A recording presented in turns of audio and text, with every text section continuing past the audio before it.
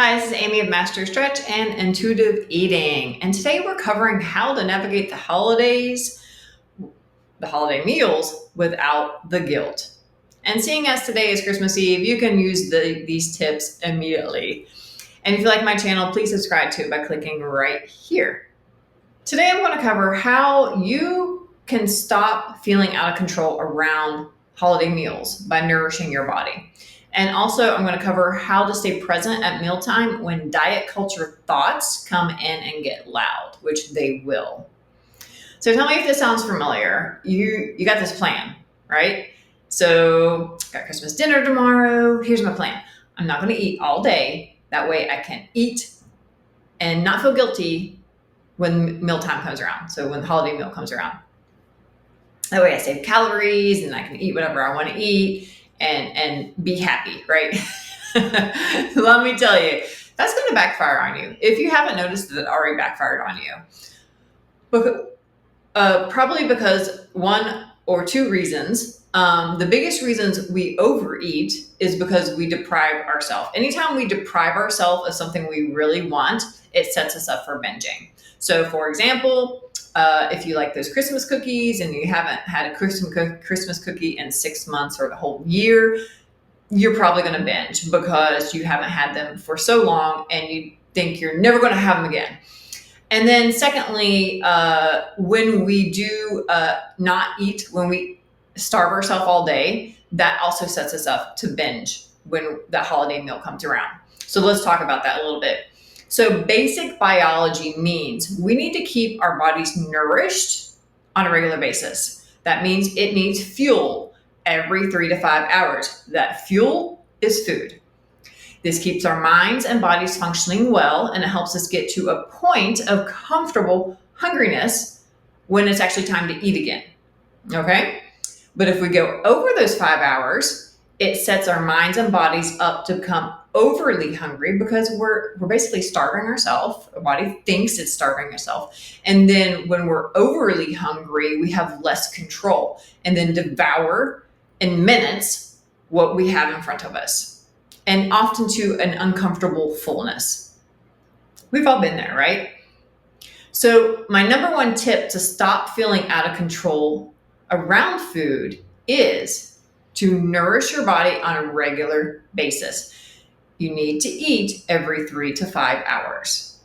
Fueling your body consistently throughout the day is imperative for not binging.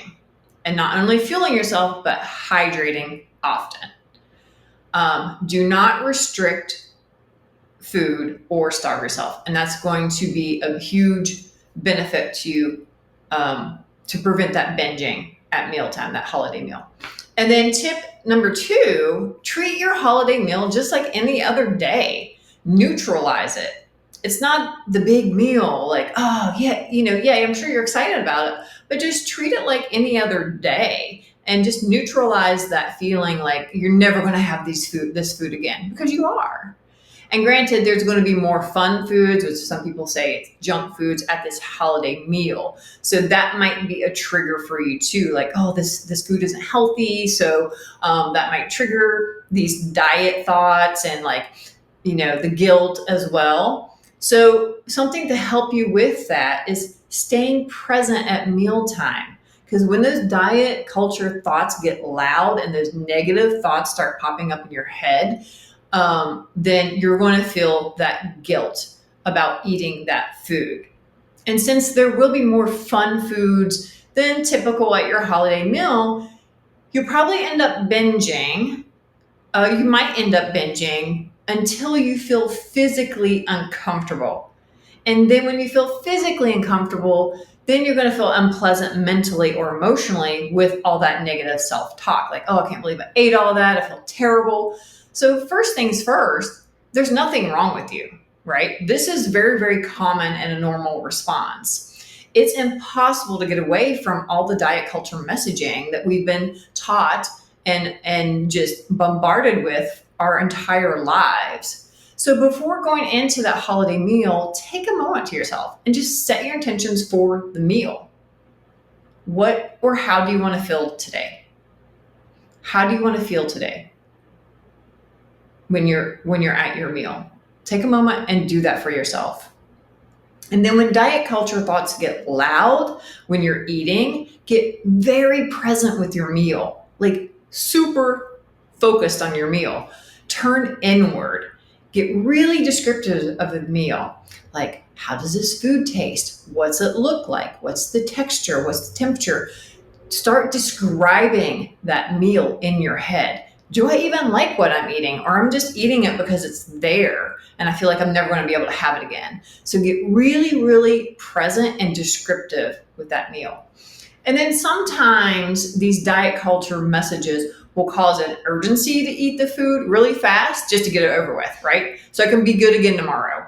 So, and again, there's nothing wrong with you if you've done this and if you feel guilty about eating this fun food. This is just a product of diet culture, right? We just are like, oh my God, let me just shovel it in as fast as I can, not taste it, and get it over with. And then you feel, again, bloated, overly full, and then again, that triggers the negative self-talk. So these are some tips to help prevent that.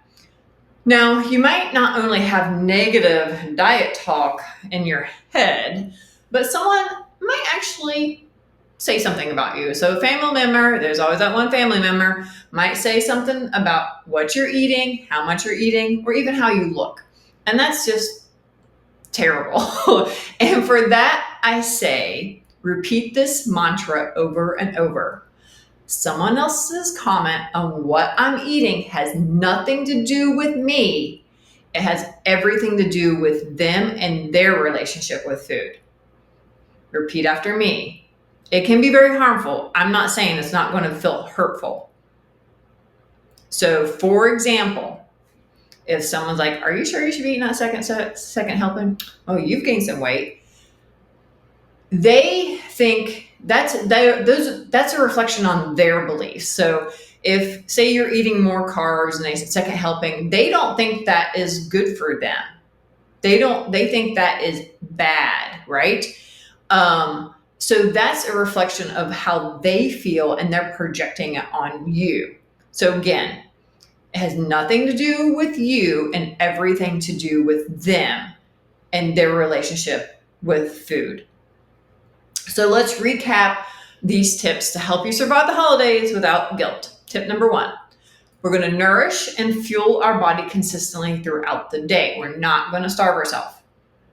Tip number 2, we're going to treat today like any other day. We're going to treat the holiday meal as any other day. Tip number 3, be intentional about how you want to feel today. And stick with that. Keep reminding yourself of that intention. Tip number 4, be present with your meal. Get very descriptive about your meal. Take the time to appreciate that meal. And then tip number 5, repeat your mantra if you need to, and I hope you don't need to. Let's insert name, Aunt Viv. Aunt Viv's comment has nothing to do with me and everything to do with her relationship and food.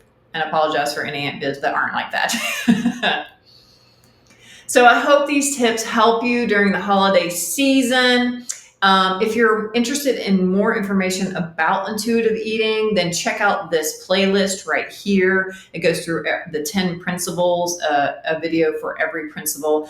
And please check out my website at MastroStretch.com for intuitive eating courses. I have a 7-day intuitive eating challenge and also for free, and then also a 21-day intuitive eating journey. So check those out if this really resonates with you. And thank you for watching. I hope you have happy holidays and a wonderful new year. And until next time, bye for now.